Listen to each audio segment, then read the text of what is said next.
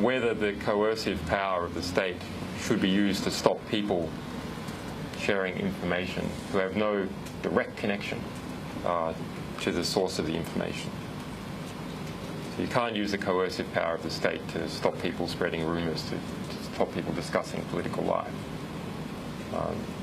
And sophisticated US jurisprudence understands that.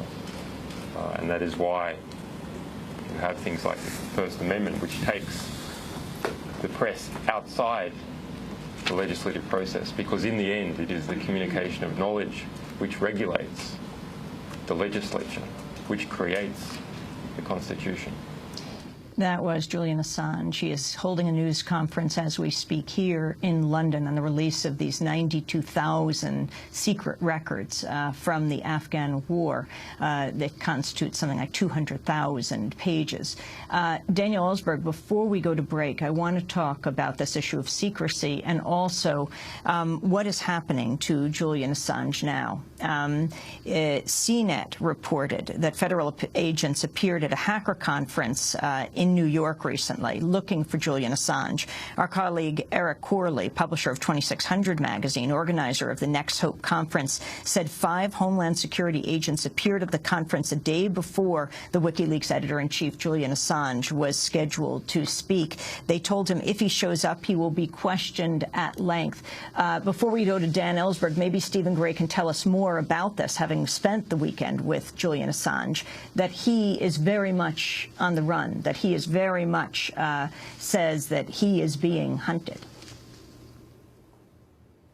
Well, absolutely. He's aware of a great deal of surveillance, and I think he knows that it'll all come down to politics, really. The US government would dearly love to arrest and question him, and they've certainly been trying. He says now they've made a formal request to the Australian government to, this is what he says, to have him arrested, and the Australian government refused to comply. So I think he's wrestling. He's noted surveillance, people on the plane without luggage joining him, and even in Iceland. So he thinks he's being followed wherever he goes, and he's relying on, if you like, the public support that might actually stop that sort of action. It would be counterproductive, and I think the US right now is trying to get somebody else to do it, because they know that if they themselves arrest Julian Assange, then it will create a huge backlash. Daniel Ellsberg in Mexico. Well, some have said that it's ridiculous to think that Assange is in any actual danger. I don't know physical danger. I don't know how large that probability is. It's probably small, but it should be zero, and it's not zero. It's ridiculous to say that that it is zero, that he's in any danger at all. The fact is that they say because he's so famous, because there's so much eye publicity on him, that he doesn't need to worry from that point of view. I speak from an unusual perspective there. In May 3rd, 1972, when I was on trial in a major political trial, tremendous publicity on me, Richard Nixon, President Nixon, sent a dozen CIA assets up from Miami to Washington, where I was addressing a rally on the steps of the Capitol with a number of congresspersons there and a large crowd, with orders to incapacitate me totally. Those were the orders given to them. So I can hardly assure Assange that nothing like that could happen again. We now have a president who has asserted, Barack Obama, who has asserted a right to do what other presidents have done in the past, but have done it covertly. He's asserting the right to assassinate American citizens abroad who he suspects, or intelligence suspects, are serving the cause of terrorism. And I'm sure, by the way, that the phrase "the most dangerous man alive," which Henry Kissinger put to me because of the disclosures I was making, that's the way they would think of Julian Assange right now. So he should be quite safe from that. But as your previous speakers have been saying, we're more and more conducting a war, and not only in Afghanistan, but it was earlier true in Iraq under General McChrystal, a war of death squads, of selective assassination.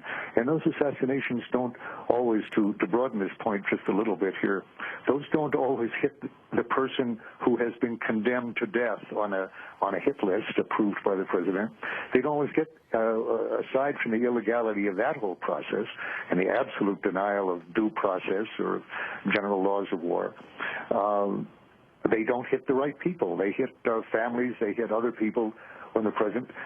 The question is, I think, from this whole release, a question to be asked is this. When you look at this file, which ends in December, as the White House has pointed out, in December of last year, and they try to make the point that that shows that things are all different now because now we're no longer under-resourcing it. We are now paying for, a lot more death squads and a lot more drones and a lot of other things, and that will make all the difference. What I would like to see leaked, I don't know if it's in these documents or not, is the following bottom line. What was their estimate in December of the order of battle or the strength of all the various groups that we are fighting there in Afghanistan after the $300 billion that we've spent? How does that compare with a year earlier? And how does it compare with the estimate now? I would like to see a leak to Congress in the first place and to the public of what their estimate is now in June, July of 2010 after we put more troops in there. Is it really smaller? I will make a strong guess that their official estimate, which we should know, of the Taliban forces in their various forms, all different kinds of them, that we're facing, is larger now than it was 6 months ago and larger than it was a year ago. And I'll predict that after the next $100 billion we've spent over there, it will be larger next year and the year after. So this is the time, as I think as Matthew Ho very well pointed out, for Congress at last to take on its responsibility of questioning whether we should be spending another $300 billion and more on this process of trying to occupy a country that has successfully been fighting off foreigners for thousands of years. Actually, what I read in these documents is not just as Matthew was saying, they're very similar to what he was seeing, as I heard him, in Afghanistan when he was there. They're pretty close to what I was reading and in some cases writing in Vietnam when I was there 45 years ago. It really confirms what I've been saying for several years, that we are involved in what I think of as Vietnamistan. And it's up to Congress right now, at last, not to defer to the president on this, not to give the benefit of the doubt to the people who've been keeping these reports secret from us for so long, but to investigate themselves and to take away that money. Dan Ellsberg, we have to break. Daniel Ellsberg, Henry Kissinger called him the most dangerous man in America. Rick Rowley with us of Big Noise Films, just back from Afghanistan. Gareth Porter in Washington. Matthew Ho, Marine Corps captain, the highest level government official to quit over the Afghan war. Stephen Gray with us from London. He's just spent the weekend with Julian Assange and interviewed him for Channel 4. Julian Assange just told reporters in his news conference it's up to a court to decide really if something in the end is a crime. That said, there does appear to be evidence of war crimes. He said what's been reported so far has only scratched the surface. We'll be back in a minute.